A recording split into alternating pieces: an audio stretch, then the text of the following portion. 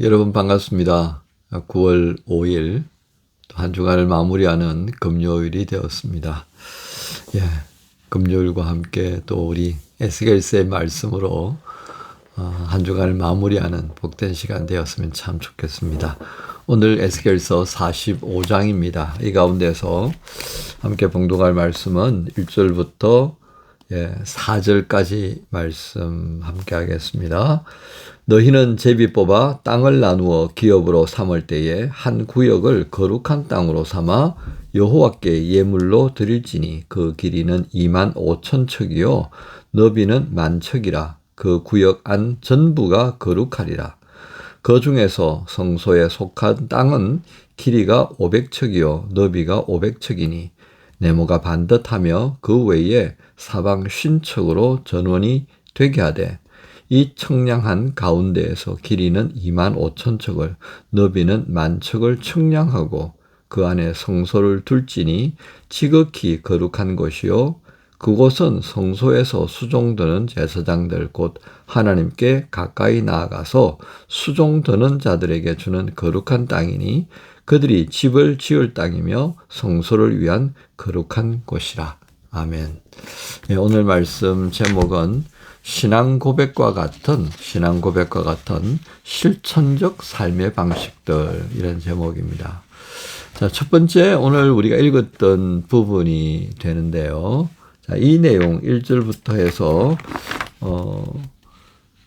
8절까지의 말씀은 거룩한 구역이라는 제목으로 정리할 수 있습니다. 그러니까 하나님께서 어떤 지역을 청량하시고 그 공간들을 구별하라 말씀하시는데, 이제 이게 여러분들 그 구약 성경에 출애굽 이후에 여호수아서에 이르기까지 백성들이 이제 계속 가나안 땅으로 들어가고 정착하는 과정을 볼 텐데요. 거기에 기업을 나누는 그런 장면들을 혹시 기억하는지요? 그때 하나님께서는 그 기업을 나누면서 12지파 가운데에 레위는 따로 기업을 얻지 못합니다. 그런데 나머지 11지파에 의하여서 그렇죠. 레위를 빼고 12지파입니다. 왜냐하면 이제 요셉에게서 2지파가 나오니까요. 자, 그러면 그 지파들 가운데에 48개의 성읍을 구별하여서 레위 사람들에게 그들의 가축을 키우고 농사를 짓고 할 수 있는 삶의 터전을 마련하도록 했습니다. 그런데 이것이 후대에 와가지고 다 유명무실한 상황이 되어졌어요. 그래서 제가 어저께 말씀을 드렸지 않습니까? 제사장들 가문 중에 다 흩어졌습니다. 각자의 이익을 따라서 다 흩어져 버렸다고 말씀을 드렸습니다. 그런데 그 가운데서 44장에 보면 누가 등장하죠? 레위 사람들은 다 떠났는데 그 가운데서 15절에 사독의 자손 레위 사람들은 떠나지 않고 그 직분을 지켰다 했습니다. 자, 그 사람들을 위해서 이제 하나님께서 기업을 만들어 주시는데, 하나님께서 뭐라고 했냐면 44장에서 내가 저들의 기업이다 하셨어요. 내가 저들의 기업이다. 그래서 제가 그런 말씀을 드렸죠. 48개 성읍과 같은 그런 땅들을 주시지 않고 내가 너희들의 기업이다 그랬는데, 오늘 45장에 보니까 하나님께서 그 땅을 구별하여서 이 제사장들에게 주라고 하시는 거예요. 그리고 그 땅은 20개 마을, 그러니까 20개의 성읍이 된다라고 하는 것입니다. 근데 오늘 여기에 뭐라고 하나님께서 말씀하시면서 이 땅을 그들에게 주라고 하시느냐면, 이거 그들에게 주는 게 아니라 나에게 주는 거야 라고 하셨다는 겁니다. 하나님께 드리는 것이다 하는 것을 우리에게 말씀합니다. 그러면서 그것이 나에게 속한 것을 생각하면서 나를 위하여서 일을 하는 그 제사장들에게 주라고 말씀을 하셨다 하는 것에 우리가 주목할 필요가 있습니다. 이게 중요한 거예요. 그러니까 앞서 우리가 44장에 내가 저들의 기업이다라고 했던 그 말씀과 하나도 다르지 않다 하겠습니다. 그래서 그들이 하나님께 드렸던 그것이 구별되어져서 이제는 누구에게요?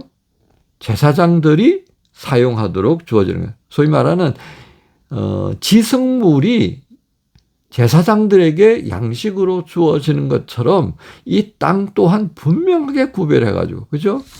청량하잖아요, 청량. 우리가 40장부터 계속해서 중심 나라가 청량입니다. 성전을 청량하게 하고, 그리고 우리의 믿음을 청량하게 하고, 그리고 오늘 45장에 와가지고서는 그 제사장들을 위하여서 청량하도록 한다는 겁니다. 그렇게 해서 백성에게 분명하게 이것은 나에게 주어진 것이니만큼 이건 내가 제사장들에게 준다.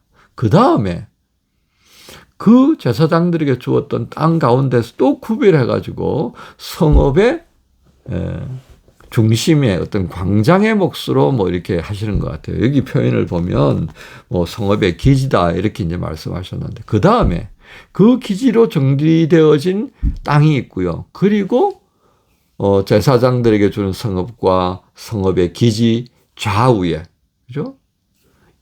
땅을 구분하는 겁니다. 청량을 분명하게 하게 하세요. 그리고 그걸 왕에게 주는 것으로 이렇게 말씀합니다. 즉 이게 어떤 의미겠습니까? 너희들의 것, 하나님은 나의 것, 그리고 왕의 것, 이걸 정확하게 구분시켜 주셨다라고 하는 겁니다. 여러분, 아합 왕이 나봇의 포도원을 강제로 뺏는 것, 미안합니다. 나봇의 포도원을 강제로 뺏었던 것을 기억하시죠, 그렇죠? 근데 오늘 이 말씀을 보면요, 분명하게 선을 그어 놓으시는 걸 봅니다. 자, 하나님께서 왜 이렇게 하셨을까를 가만히 헤아려 보십시다. 구분하셨다는 거예요. 두 번째 보면 좀 더 이 의미를 이해할 수 있겠습니다만 우리는 이 장면에서 구별되는 것이 필요하다고 말씀하신 하나님. 그래서 나의 것, 너의 것, 또 우리의 것이라고 하는 이 시대를 살아가면서 구분되어질 것이 분명히 있다라고 하는 것이 강조되고 있다면 오늘 정말 나는 나의 것에 대하여서 집중하고 있는지, 또 공통의 것이 있습니다. 성읍의 기지란 공통의 것의 소중함을 또 생각하고 있는지, 또 하나님의 것에 대해서 우리가 어떻게 생각하고 있는지, 제대로 구별하고 있는지 한번 물어보는 기회가 되면 좋겠습니다. 두 번째는요, 19절부터 시작해서 왕의 권력을 가지고 그가 어떻게 행사해야 하는가를 말씀하시는데요. 그 말씀은 공정성입니다. 한 몇 년 동안 우리 사회에 공정과 상식이라는 말이 참 유행처럼 떠들어왔습니다. 그래서 그것을 가지고 어떤 분이 대통령까지 됐잖아요. 그죠? 근데 정작 본인을 위해서는 공정과 상식을 그냥 개눈 감추듯이 감춰버렸어요. 왜 그래요? 자신이 가졌던 권력을 가지고 공정과 상식을 주관적으로 적용해버렸으니까요. 오늘 하나님께서 그것을 말씀하십니다. 공정은 뭐냐? 여러분, 도량형의 기준이 있어요. 그죠? 그 도량형의 기준은 누가 뭐 곡식을 계수하든지 또 기름을 계수하든지 다 누가 하든지 간에 그 양은 똑같다는 거예요. 이게 공정이라는 겁니다. 그리고 그것을 모두가 그렇다라고 하고 받아들여서 살아가는 게 상식적인 사회예요. 누가 그걸 시행해야 된다고요? 권력자입니다. 그래서 오늘 하나님께서 10절부터 공정한 저울, 공정한 에바, 대박이라고 생각하시면 됩니다. 공정한 밭, 기름을 다는 그런 용기. 이게 정확하게 너에게도 모든 사람에게도 적용되게 해야 된다는 말씀을 합니다. 권력의 사유화가 되면 안 돼요. 내게 어떤 자리가 주어졌을 때 그 자리는요, 공공성을 가지고 있다. 공동체성을 가지고 있습니다. 그걸 결코 사유화해서는 안 된다라고 하는 것을 우리는 분명하게 볼 수 있습니다. 이데올로기가 왜 생겼겠습니까? 사유화가 생겼기 때문에 그 사유에 대한 반발로 인하여서 이데올로기 개념이 나오는 거예요. 갈등 관계가 생겼다 그 말이에요. 오늘 우리가 그리스도인으로서 이 공정성에 대한 부분들을 냉철하게 볼 수 있어야겠습니다. 당략에 의하여서 움직이면 그 사회는 망할 수밖에 없습니다. 누구든지 어떤 자리가 주어졌다면 그것은 어떻게 해요? 공정과 상식, 진정한 공정과 상식에 의하여서 감당되어져야 한다는 것. 오늘 우리 그리스도인들의 책무 중에 중요한 책무 중에 하나다라고 할 수 있겠습니다. 마지막 세 번째입니다. 오늘 하나님께서는요, 18절부터 유월절에 관한 말씀을 하십니다. 이 유월절은 출애굽의 말씀 가운데서 처음으로 등장하죠. 그래서 패스오버, 유월절 사건을 우리는 출애굽기 12장에서 보게 됩니다. 그리고 이제 광야에서 지키는 유월절이 있는데요. 행권하면서 광야에서 유월절을 못 지켰잖아요. 그러니까 이제 시내산에 와가지고 1년의 준비의 과정을 지키면서 민수기 9장에서 이제 광야에서 지키는 유월절 예식을 보게 됩니다. 자, 그 다음에 요단강을 건너서 팔레스타인 땅에 들어갔을 때 지키는 유월절이 여호수아서 5장에 등장해요. 소위 말하는 요단강을 건넌 직후라고 할 것입니다. 자, 거기에서 이제 유월절이 있는 것을 보게 되고요. 그 다음에 에스라 성전을 다시 한번 재건하고 난 다음에 에스라 6장에서 이 유월절을 보게 됩니다. 그럼 왕조 시대 때는 어땠을 것 같아요? 왕조 시대 때는 유월절이 그렇게 정확하게 지켜졌다라고 하는 기록은 없고요. 도드라지는 유월절에 대한 기록이 있는데 그것은 어떤 일이겠습니까? 히스기야 왕과 요시야 왕의 개혁적인 상황들이 이루어졌을 때 이 유월절이 있었다는 겁니다. 결국 어떤 공통점이 있습니까? 신앙의 고백입니다. 신앙 고백이 필요하다 할 때 유월절을 했다는 겁니다. 왜? 그것은 하나님 안에서 나의 존재성을 고백하는 날이니까요. 우리 기독교인들 역시 사순절과 대림절이라고 하는 이 절기가 있죠. 이 절기를 통해서 우리는 내 신앙의 고백이 어떤 상태에 있는지, 신앙의 현 주소를 체크해 볼 수 있는 기회가 되어야겠습니다. 그것을 통하여서 바른 신앙의 길을 갈 수 있어야 되지 않겠습니까? 오늘 하나님께서 이 45장을 통해서 신앙 고백과 같은 실천적 삶의 방식들은 이러한 내용으로 너희가 가져야 한다라고 말씀합니다.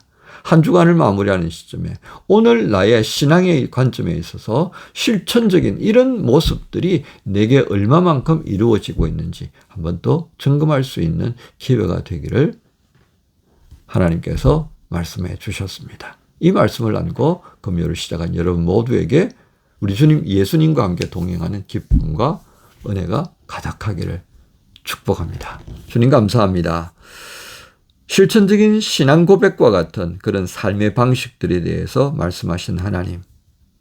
오늘 이 에스겔서 45장의 말씀을 통해 참으로 저희가 어떤 수준의 신앙을 또 실천하면서 살아가고 있는지 돌아보게 주옵소서. 한 주간을 마무리하는 금요일입니다. 오늘 말씀이 우리에게 또 한번 각자의 삶의 자리, 공동체의 모습을 돌아볼 수 있도록 도와주옵소서. 예수님 이름으로 기도합니다. 아멘. 아무런 자격도 없는 나를 위해 아무런 소망도 없는 나를 위해 사랑한다 사랑한다 사랑한다 말하시네 이 낮은 날 위해 이제 나는 옛사람